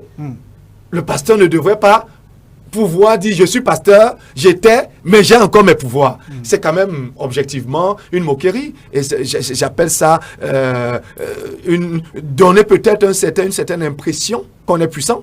Mais quelle est la puissance qui devrait amener les chrétiens à, comment j'appellerais, à démontrer leur plaisir d'attachement à cette puissance? Est-ce qu'on devrait vanter la puissance qu'on avait hier? Une question à tous les deux qui me vient impromptument, peut-être qu'elle peut apparaître se décaler du sujet. Qu'en est-il des vampires? Je sais que j'effraie personne en disant cela. Quelqu'un qui naît de nouveau et qui conserve son pouvoir, comme on dit au quartier, de sortir la nuit. Voilà. Et il y en a qui ont été frappés même dans les églises après avoir passé pas mal d'années dans, entre guillemets, le Seigneur. J'ai dit, mais c'est pas oui, déjà le vampire. Qui est vampire? C'est qu'on appelle celui au quartier. qui tire sa force des effluves des autres. Bon, ça peut se passer par une nourriture mystique. Ça peut se passer... il y a plusieurs formes de vampires. Hein. Ça peut se passer par... prenons le cas le plus courant, on dit que c'est congénital de mère à fils. Enfin, je ne sais pas. Mais je sais que tout ce que le vampire a besoin, c'est de soutirer de l'autre ces effluves. C'est à partir de ces effluves-là qui grandit dans sa puissance néfaste. Et il fait tout pour les avoir. Mais il y a plusieurs façons de tirer ces effluves des hommes. Il n'y a pas seulement, comme on nous montre dans les films, on suce le sang. Non. Il y a d'autres qui font des relations sexuelles. Exactement. Avec les autres, il y a d'autres qui donnent des nourritures aux autres pour les manger. Vous vous sentez diminué, vous faites des relations sexuelles, vous vous sentez diminué parce que vos effluves ont été volés. J'ai connu un frère qui n'est plus ici, qui est en France, qui était réellement c'est-à-dire que c'était une vampire, hein. La vampire ne vivait que de lui. C'est nuit et jour à n'importe. Aussitôt qu'il ferme ses yeux, il est en train de faire les relations sexuelles. Il est venu parce qu'il était dépassé. Et c'est sa fiancée qui l'avait amené à nous, alors qu'il avait déjà fait la ronde. Qu'est-ce que les bêtes n'ont pas fait? Qu'est-ce que les autres n'ont pas fait? Mais ils ne sont arrivés à rien. On a commencé à prier. Et le Seigneur nous révèle que, je ne vais pas citer le nom, mais c'est sa soeur qui est à la base là. Et sa soeur avait des gros moyens. C'est sa soeur qui paye ses études universitaires, etc. Alors, quand on a commencé à orienter les prières là-bas, le frère, lui, il était là à l'église, hein, on ne priait même plus. Quand on priait, pensait qu'on priait. Mais on orientait les prières là-bas. Je dis que sa soeur a pris la fuite. Elle a pris la fuite immédiatement, elle est partie. Donc, c'est pour dire la question initiale, c'est oui. Est-ce qu'on peut être ces personnes, parce qu'il y en a des témoignages extraordinaires, hein, incroyables. On est de nouveau, on en dit avoir donné sa vie au Seigneur. Et comme on dit au quartier, on sort encore la nuit. Je rejoins le pasteur tout à l'heure. C'est possible de ce qu'il a dit là, c'est impossible. C'est impossible. Donc, si on trouve ce type de personne, ou on ne l'est pas. D'accord. Oui. D'accord. Oui, c'est tout à fait évident. Hein. J'apprécie que le pasteur nous apporte un ensemble de détails qui sont assez clairs parce que les gens vivent ces réalités. Et mais vous savez aussi que l'ignorance fait que les gens ont peur du vide parce qu'on leur raconte aussi des histoires. Donc, il faut être, je crois, et c'est ça l'importance de la parole, chaque personne, chaque enfant de Dieu, ce n'est pas juste le fait de donner sa vie à Christ, c'est de vivre Christ. Tout à fait. Cette réalité et cette relation de proximité qui, évidemment, s'amplifie un peu plus chaque jour par la communion avec le Père pour lui ressembler un peu plus chaque jour, fait que vous voyez un peu, il y a ce mot est fort, cette métamorphose se produit. Vous voyez un peu un papillon. Vous savez d'où vient le papillon? Il vient de la chenille. Donc, quand vous voyez la chenille et le papillon, c'est deux choses différentes. Mais c'est de la chenille que vient le papillon. Il y a donc eu des phases qui, naturellement, ont produit le papillon qui est beau à voir, que tout le monde apprécie. D'où beauté et autres, c'est le papillon, il va vite, il va dans les airs. La chenille, elle est hideuse, elle est moche, et on la piétine, on l'écrase, elle ne va pas plus vite. Donc, on est dans ce genre de choses. Il faut donc aujourd'hui, au-delà de dire « je suis enfant de Dieu », il est question de démontrer cela. Oui. La chrétienté ne doit pas être juste une vue de l'esprit. Et je suis enfant de Dieu, ok, c'est un slogan. Et donc, parce que manifestement, on veut donner aux autres de croire qu'on est enfant de Dieu. L'enfant de Dieu, on doit le voir par les actes qu'il pose, par la vie qu'il vit, par naturellement le genre de lieu qu'il fréquente. Oui. Il y a quand même un ensemble de choses. On ne peut pas penser qu'on est enfant de Dieu, mais on continue à vivre comme on vivait hier. Il y a quand même une transformation. Là où vous verrez la chenille, vous ne verrez pas le papillon. C'est vrai. Donc, il faut bien comprendre que vous avez changé de monde, vous avez changé de camp, vous avez changé de vie. Vous ne pouvez donc pas être à l'église. Vous allez à l'église comme tout le monde. Oui, c'est un lieu public, j'aime bien dire ça. Vous allez à l'église, on ne peut pas vous chasser de l'église. C'est un lieu public. Vous allez vous asseoir, vous écoutez ce qu'on dit. Ça ne vous plaît pas, vous partez. Il y a des voleurs à l'église, il y a des bandits, il y a des prostituées, il y a tout le monde. Je ne parle pas comme on aime bien. Hein. Je ne caricature pas, je ne parle pas des autres. Je parle de nous. L'église de réveil, vous trouvez des voleurs, vous trouvez des bandits, laissez votre sac à l'église, vide. Vous le laissez juste un moment, le temps d'aller donner votre offrande. Revenez voir si le voisin n'a pas soutenu quelque chose de votre sac. Vous allez vous rendre compte, à l'église, on trouve donc ça. Ça veut donc dire quoi? Le fait d'appartenir à une église, fut-elle de réveil, ne fait pas de vous un enfant de Dieu. Donc maintenant, il faut posséder, il faut donc être dans cette logique de transformation, et c'est là où beaucoup démissionnent. Si c'est facile de dire, Seigneur, je viens à toi, il est difficile d'accepter le chemin par lequel on passera, qui est un chemin difficile. Et qui vous demande des sacrifices, qui vous l'exige même. Le pasteur l'a si bien dit. Il a donné un livre, un paquet de livres. Il est retourné, il a regardé, et tranquillement, parce que ça irait tranquillement. Maintenant, il a commencé à vivre une torture. Il ne pouvait pas la tenir. Il est tout obligé de dire, même celui-ci que j'aime bien, je dois bien m'en séparer. Maintenant, combien de personnes sont prêtes à se séparer des choses qu'elles aiment bien? Et il y en a qui aiment bien le vol, il y en a qui aiment bien le mensonge, il y en a qui aiment bien la tricherie, il y en a qui aiment bien le sexe, il y en a, vous voyez, quelqu'un veut tout, mais n'est pas prêt à abandonner ce à quoi il est attaché. Ça, ce n'est pas le chrétien. Il faut donc, vous avez entendu un genre d'évangile aujourd'hui qui dit, vous pouvez vivre votre vie tranquillement à partir du moment où vous avez donné votre vie à Jésus, vous avez confessé Christ, vous pouvez quand même continuer à vivre tranquillement votre vie de péché et de banditisme et honte. Ça, c'est faux. Donc, c'est ça, aujourd'hui, il faut donc, et moi j'appelle, c'est donc l'occasion pour moi de dire, nous sommes à une époque où les plaisirs sont pluriels. D'accord. Où la tentation est terrible. Les réalités, et c'est ça ce que dit Timothée dans 2 Timothée 3. Nous, les hommes seront méchants, aimant l'argent, aimant la facilité. Ça se trouve aujourd'hui. Donc, conséquence, est-ce que les gens sont prêts à faire le sacrifice d'aimer Christ plus qu'ils n'aiment ces choses? C'est là toute la difficulté. D'accord. Eh bien, les 13h32, nous parlons des ordres mystiques. On espère ne pas vous effrayer en plein midi. C'est une question qui malheureusement taraude l'Église et apporte pas mal de dysfonctionnements au sein de l'Église. Alors, peut-être pour un autre élément, un autre aspect de votre passage dans cet ordre, de votre témoignage, il se pourrait qu'un grand maître, un maître a voulu vous livrer. Vous êtes parti et là, l'ennemi aurait réussi un coup, un grand coup, on n'aurait pas tous les secrets que vous dévoilez aujourd'hui. Oh. Comment ça s'est passé, Pasteur Denguele? Il a paru une nuit. Oui. Et il m'a rien dit, j'étais déjà enfant de Dieu. Il m'a tenu par la main gauche. Oui. Il a levé sa main droite et nous nous sommes envolés. Vous êtes sorti de votre corps. Oui, mais j'étais en un esprit. Nous sommes partis. On a survolé, je ne sais pas, on a mis du temps. Et on est arrivé finalement quelque part. Il y avait un grand jardin très beau. Et il y avait beaucoup de gens, toutes les races rassemblées dans ce lieu-là. Et chacun avait devant soi une bougie et un encens. Et l'encens qui brûlait. Bon, moi je sais que, bon, comme toujours, il arrive à me faire voyager de cette manière-là. Bon, mais je dis, bon, dans notre branche de Rose-Croix, on n'utilise pas des bougies, on n'utilise pas des encens. Mais pourquoi je suis ici? Je me retourne donc pour lui demander, mais pourquoi je suis ici? Il a disparu. Il a disparu.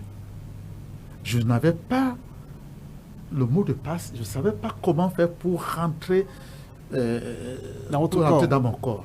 Et du coup, j'ai eu peur, très peur, parce qu'on a appris cela, on apprend cela, que si on vous déporte quelque part et que vous ne pouvez pas rentrer, au bout de 3 jours, eh bien, on pensera que vous êtes au coma. Mais en réalité, vous n'êtes pas au coma, vous êtes prisonnier quelque part. Alors, je savais dans cela que, bon, je vais donc rester là-bas. Et je vivais avec ma mère et mes nièces.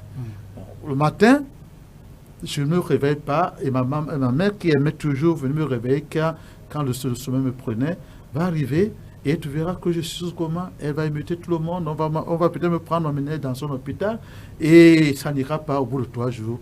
Je serai mort. Alors, pendant que je panique là, pendant que je m'interroge là, alors, je sens ici une boule de feu. Là. Il faut du cœur, une boule de feu. Une boule de feu. Ça monte. Une boule de feu qui a envie de sortir. Donc, ça monte et j'ai envie de vomir.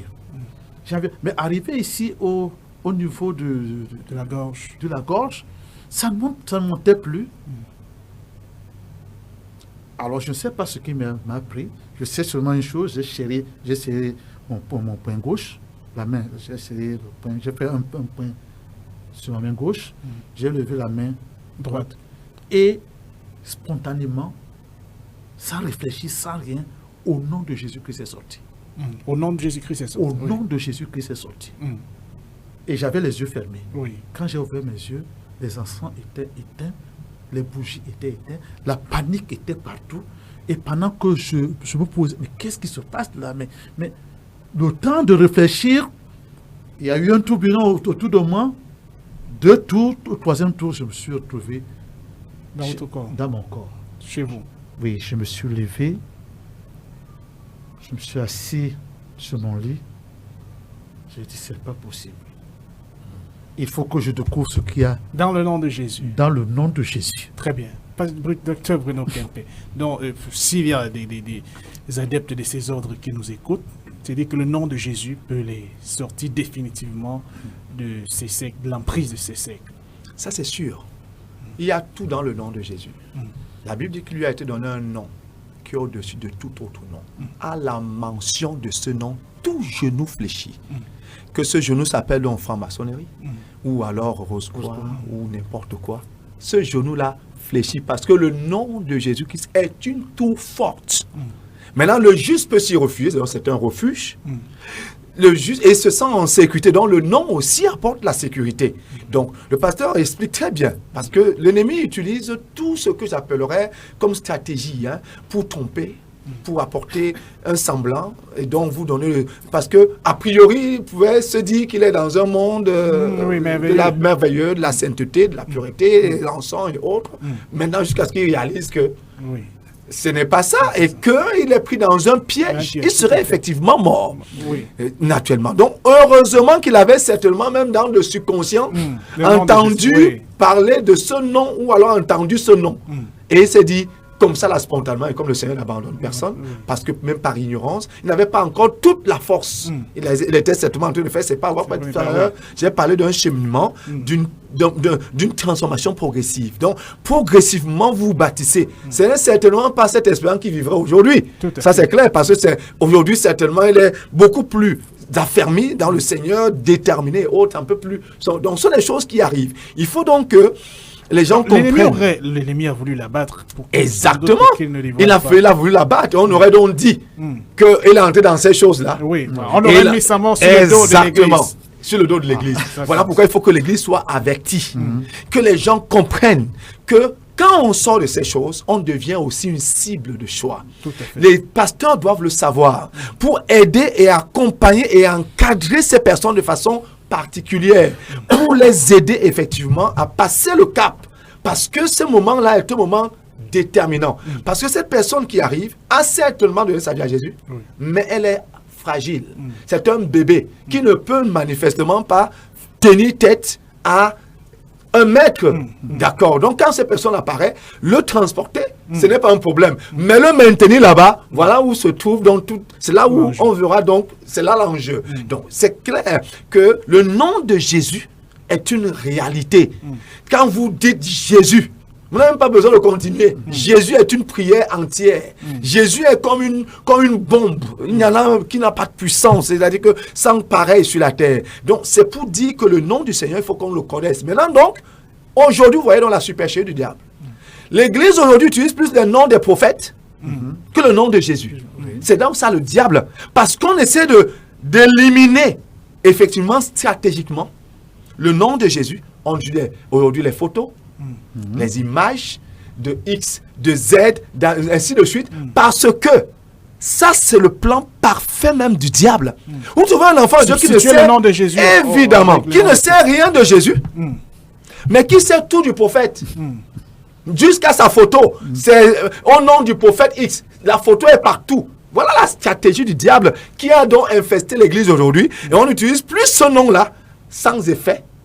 Et le nom de Jésus-Christ, on l'a laissé de côté. Parce qu'effectivement, le nom de Jésus est une puissance pour l'Église. Si vous avez ce nom, partout où vous prononcez le nom de Jésus-Christ, même sans conviction, s'il y a des effets, j'ai dit, même sans conviction, vous n'avez pas besoin de vous rassembler et crier Jésus.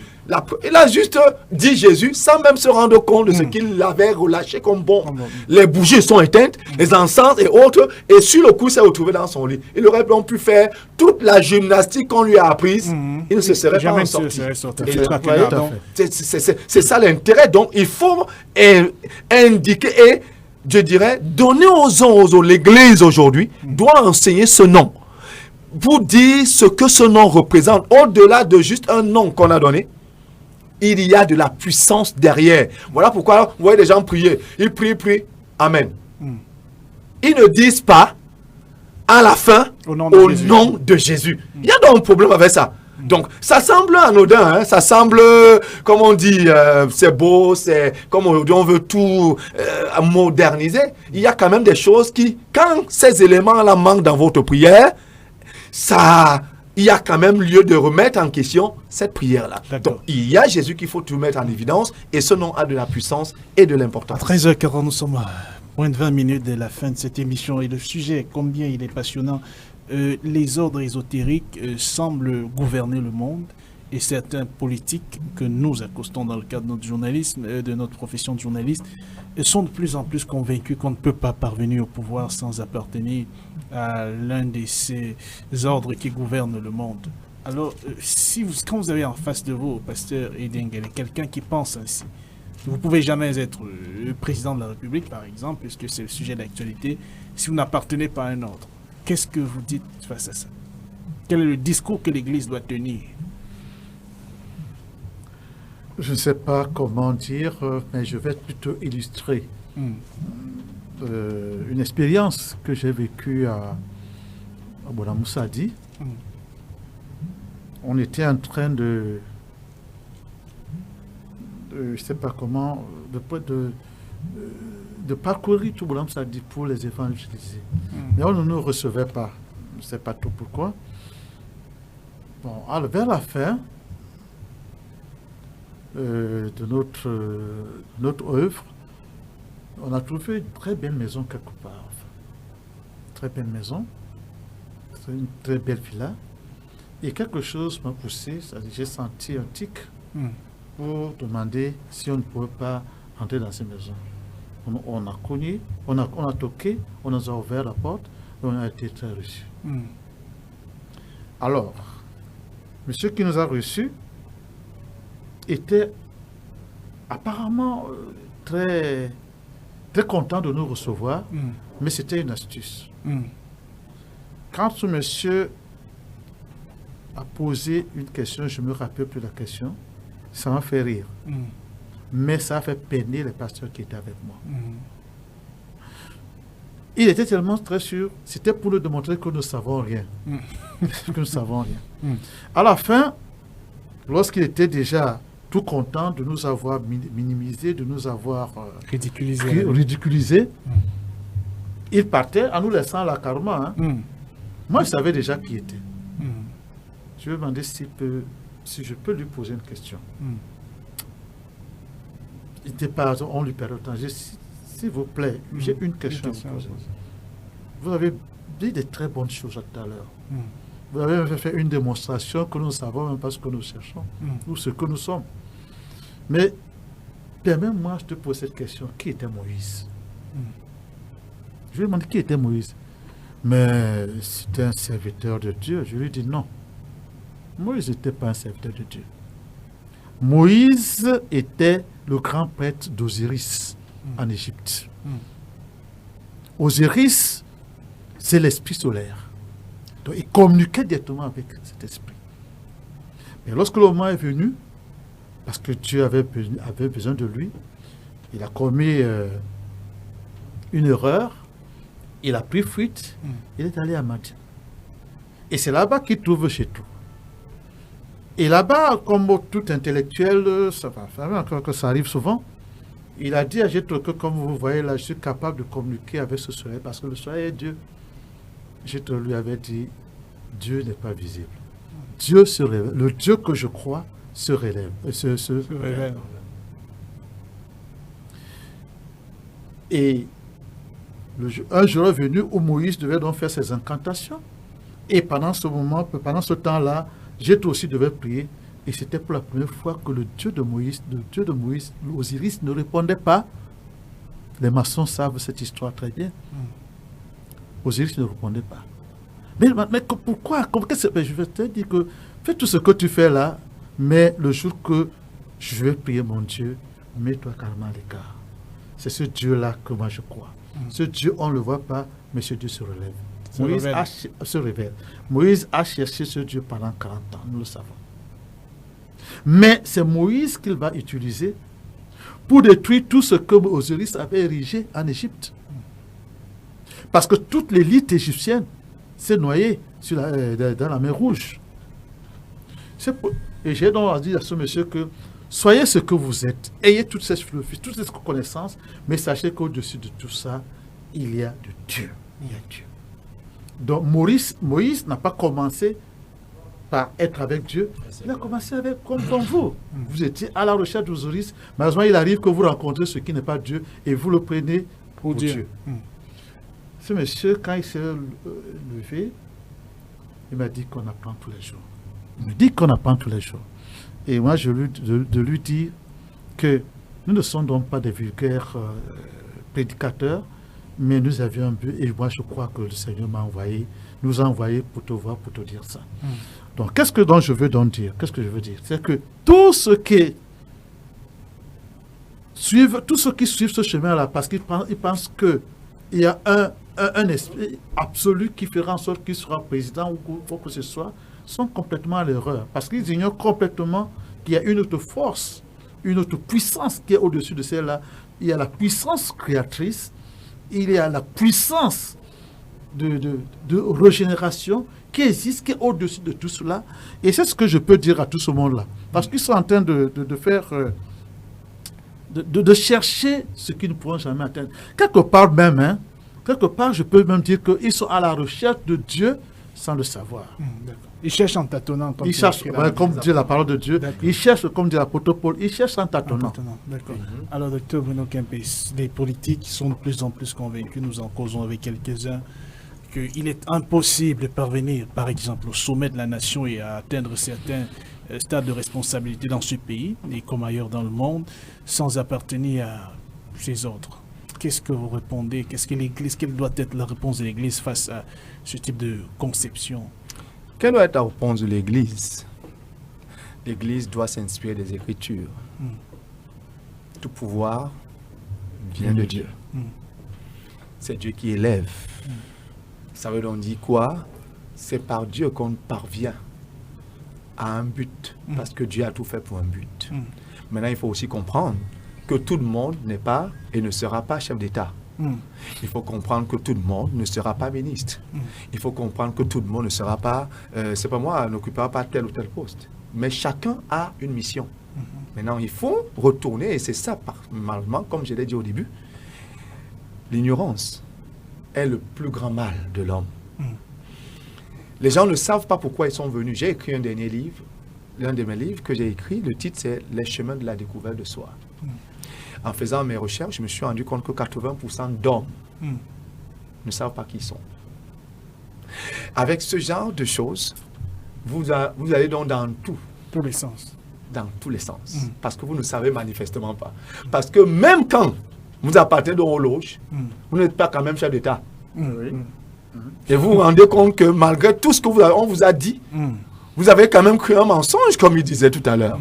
Parce que ce n'est pas la loge qui fera de vous quelqu'un. La loge exploite ce qui est en vous pour devenir quelqu'un. Donc, c'est une réalité. On cible donc un certain nombre de personnes qui elles-mêmes ignorent qui elles sont, mais en qui il y a un dépôt divin, comme c'est le cas pour tout le monde, pour une mission, pour une destinée certaine. On influence dans ces personnes pour qu'elles commencent à naviguer dans un certain sens.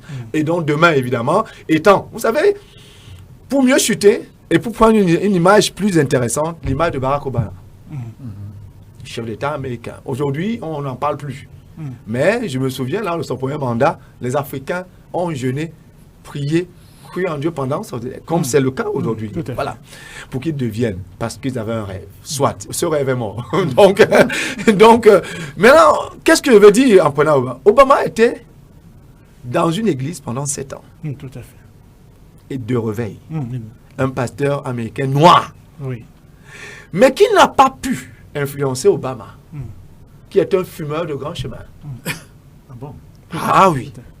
Il fume comme une chaumière. Toxicomane. Ah, sérieusement. Donc, ce monsieur a vécu là, dans l'église pendant 7 années.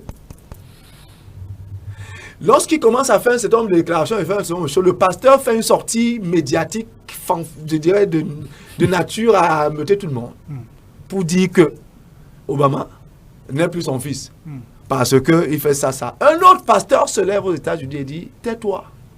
Dieu t'a donné un homme que tu aurais pu influencer pendant 7 ans. Parce que Dieu savait que cet homme serait président de la République.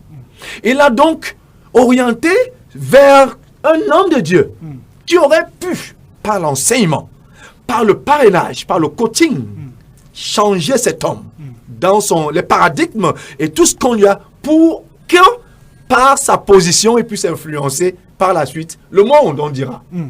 Mais, malheureusement, il est le pire des chefs d'État aujourd'hui, qui a aujourd'hui reconnu ce que les autres n'ont pas reconnu, et accepté, et rendu possible l'homosexualité, entre autres. Donc, qu'est-ce que veut dire en prenant cet exemple? Pour dire que l'ignorance fait que ces gens appartiennent à des loges. L'ignorance fait qu'on vous miroite des choses, et c'est ça que j'appelle la flatterie. Comme dit Daniel, il séduira plusieurs par la ruse et la flatterie, les traits de l'alliance. Mais ceux du peuple qui connaîtront leur Dieu seront forts, ils feront des exploits. Donc, c'est une question de... Ils pensent donc qu'en passant par là, ils appartiendront, ils deviendront. Oui, certains et autres, par des cooptations, par et autres, tout cela, ils peuvent avoir des postes et tout ceci. Mais la réalité, c'est celle-ci. La réalité, c'est qu'ils n'ont pas la paix. Malgré tout cela. Ils n'ont pas le pouvoir qu'ils pensaient avoir et la puissance qu'ils pensaient avoir parce qu'ils se sentent bernés.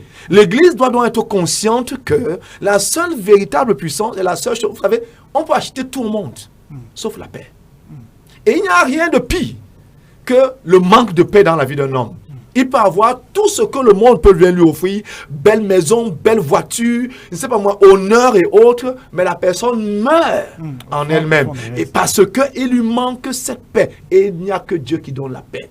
Conséquence, l'Église doit être informée et l'Église doit se préparer, doit travailler dans cette logique pour que, au lieu de regarder les autres et penser que c'est la toute-puissance, oui, mais c'est tout simplement ce que j'appellerais influencer les hommes qu'ils ont aujourd'hui. C'est ça que j'appellerais comprendre ce que Dieu te confie. Si nous comprenons que dans nos assemblées aujourd'hui, nous avons des futurs chefs d'État. Dans nos assemblées aujourd'hui, nous avons des directeurs généraux. Vous savez, l'Église catholique n'évangélise pas, catholique romaine. Pourquoi? Parce que tout le monde, ou presque, passe par leurs écoles. Quand ils sont... Vous voyez quelqu'un qui finit son cursus à Liberman, par exemple, sans publicité. Vous pensez qu'ils veulent devenir quoi? Quand il sort de là, prêtre, il appartient de fait à l'Église catholique romaine, de fait. Bon, maintenant, c'est nous qui évangélisons. Nous sommes obligés de les amener à changer de camp. Maintenant, imaginons donc que nous influençons ces gens à la base. Il faut donc que l'Église, au-delà de juste la prédication, aille un peu plus loin, c'est-à-dire rentre un peu plus dans le social, notamment dans les écoles. Il faut les hôpitaux. Il faut que nous influençons ces gens depuis la base. Vous allez vous rendre compte que nous allons gagner. Si nous ne pouvons rien faire pour ceux qui sont déjà devenus, gloire à Dieu pour le pasteur, qui, par la grâce de Dieu, est entré et veut revenir à Christ. Et il y en a beaucoup qui ne peuvent pas. Donc maintenant, qu'est-ce qu'il y a de faire? Le meilleur investissement, selon lequel? C'est sur la jeunesse. C'est sur les enfants, qui certainement vont demain devenir des grands leaders.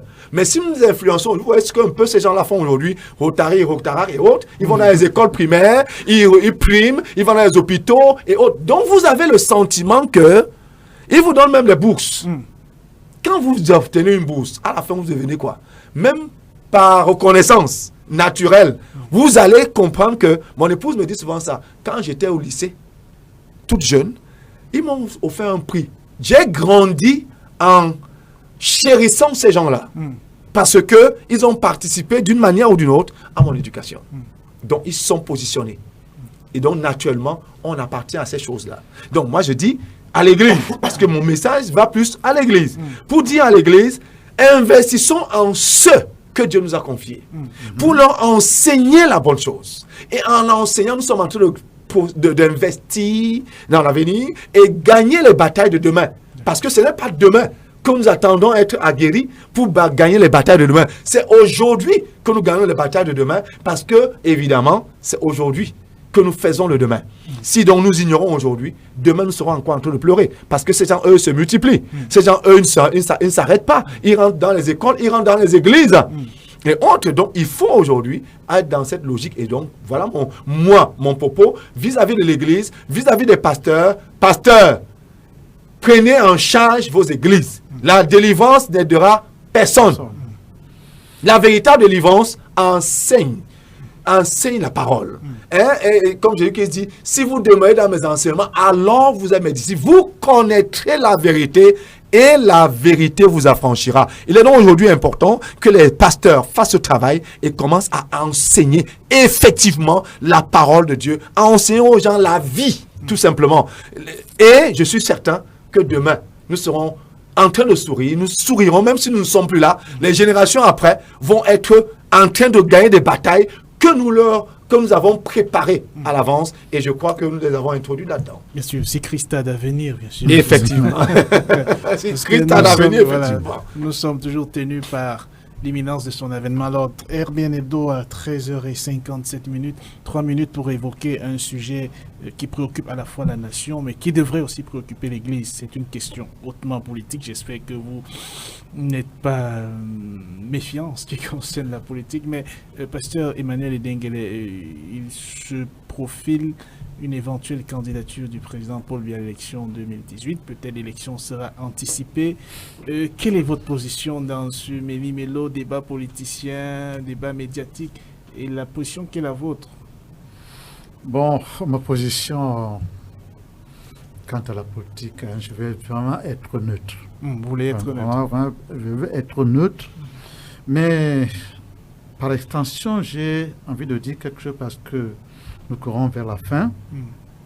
Le patronyme Rose-Croix a une signification. Une signification. La rose, ce qu'on doit savoir, c'est que la rose symbolise le pouvoir, ça symbolise la gloire. C'est ce que ça veut dire. Et la croix symbolise la pénitence, ça symbolise le calvaire. Vous voyez donc ces deux mots, ces deux entités. Or, dans ces ordres-là, on commence toujours par la rose. On fait la gloire, on veut tout ce que nous venons de dire là tantôt. Mais, nous n'allons pas, la croix ne va pas nous lâcher. On va chuter par là. Vous commencez par la rose, vous chutez par la croix. Mais le chrétien, celui qui croit réellement au Christ, il commence, mais ce n'est pas qu'il veut. On le force, le Seigneur le force à commencer par la croix.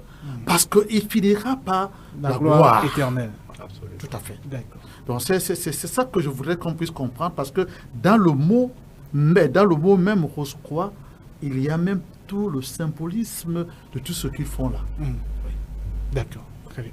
Votre mot de la fin, Dr Bruno Kempes, sur la question politique. Oui, sur la question politique, je suis beaucoup l'actualité. En tout cas, je suis bien obligé. Je dirais ici que tout le monde est libre de se présenter, revenir et autres. Est-ce que vous dites comme les autres pasteurs qu'il faut soutenir, il faut prier pour l'autorité en place? Donc, je prie pour l'autorité parce que c'est une instruction divine. Parce que l'autorité, ce n'est pas une personne, c'est un poste. Et donc, c'est une exigence biblique. Qu'il se représentait, est-ce que vous voteriez pour lui, Dr Bruno Kempes? Maintenant, il faut dire que le vote est secret. Maintenant, tout dépendra de ce que j'appellerais la conviction que j'ai à ce moment-là. Et naturellement... Est-ce que vous essayez d'influencer le vote de vos paroissiens? Non, je leur enseigne la parole. Et je dis, chacun est libre d'aller faire son choix. Maintenant, quel choix? Il faut être bien, évidemment. Le choix n'est pas hasardeux. Il est une conséquence.